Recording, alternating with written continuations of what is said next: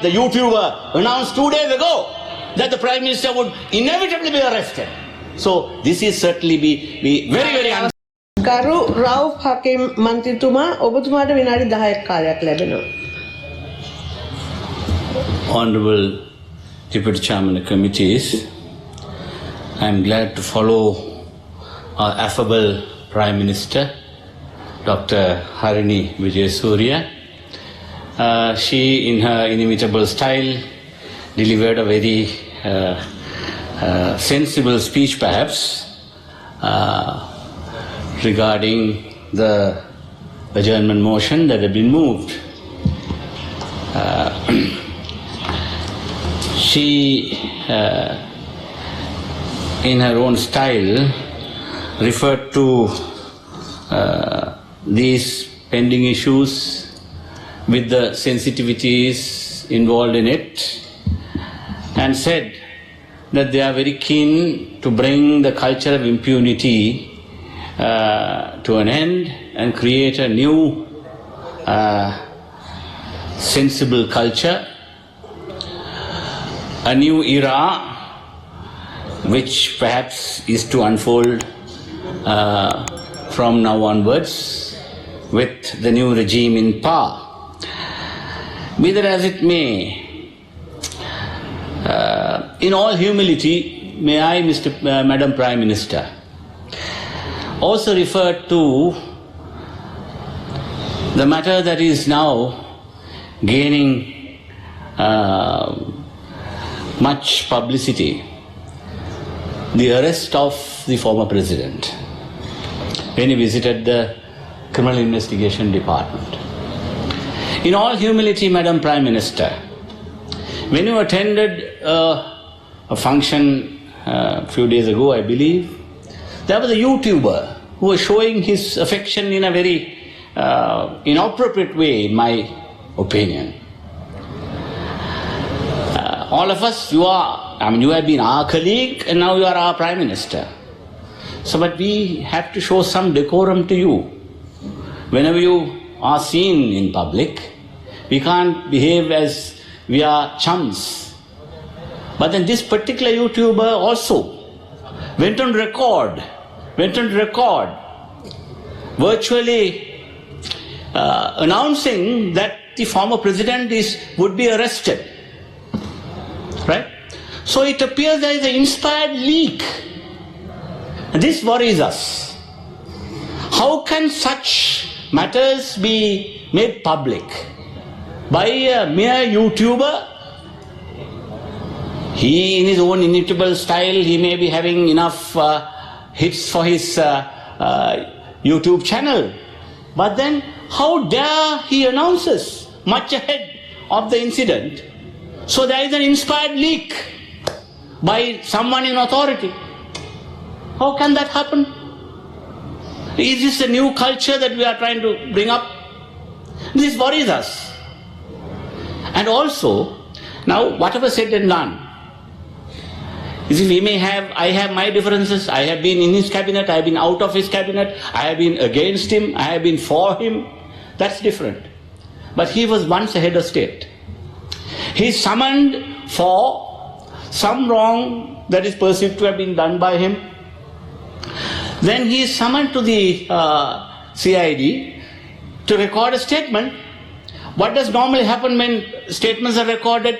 You have other witnesses who have come previously and given statements about the particular matter regarding which the inquiry is being held. Then you compare the evidence that is there and then compare it with the statement made by the person, whoever who is. He may be a VVIP, doesn't matter. Everybody is the same. Rule of law applies to everybody in the similar way. That is what this government wants to brag about. But then what is the normal thing that we ought to do? You report matters. You file a B report before the magistrate. You have a basic courtesy. You give it to a former head of state. What I feel is that this is unbecoming, right? There could have been a B report filed, and he could have been sent summons to appear before the magistrate. Then if the magistrate felt right, his attorneys could have made submissions and magistrate could have decided whether to remand or to bail him out. But then, like a common criminal, to take a head of state and then produce him before a magistrate, right? He may be granted bail, that's a different issue. But I am saying, we as members of parliament, we don't want our heads of state to be treated in this manner. Honorable Minister of Justice is a very senior criminal practitioner. He knows that this is a normal practice. Well, everybody should be treated equally. But then, when it comes to a former president, at least some courtesies, minimum courtesies, should be extended. This is my humble opinion. I don't want to say beyond that regarding this matter. So, having said that, let me also talk, because since the Honourable Minister is in the chamber now, there is this particular report by the High Commissioner for Human Rights. That's to be debated from 8th September onwards for one whole month. This is going to take place in Geneva. I'm sure the government is getting ready to meet all the challenges there in Geneva. But then what pertains here is some reference to the Attorney General's Department. This government has gone on record saying that they will create a new Public Prosecutor's Office. That's a welcome issue. But but take into account what the High Commissioner for Human Rights says in his report. Now what he says here, the wide prosecutorial discretion afforded to the Attorney General, a general reluctance to act on uncorroborated evidence, limited investigative capacity of the police, lack of qualified forensic expert, and shortage of Tamil-speaking officers are collectively hindering victims' access to justice and perpetuating impunity. A key obstacle to justice has been the need for reform within the Attorney General's office to ensure an independent prosecutorial authority to prosecute grave human rights violations. In its policy manifesto, the government had pledged to introduce a Directorate of Public Prosecution independent of the Attorney General's Department. An expert committee has been established to study the establishment of an independent prosecutor's office. The government reported that a committee has been tasked to develop initial proposal and that feedback from the public, the Human Rights Commission of Sri Lanka and civil society would be sought on the draft concept paper. Well, I have some suggestions regarding the independent prosecutor's office, but then very, very limited time has been given to us, so I cannot deal in detail with it. But once again, I would like to bring the attention of this government, particularly since the Prime Minister made a very, very sensible speech, but Prime Minister's approach to creating moving away from the culture of impunity, and her government's approach should not mean that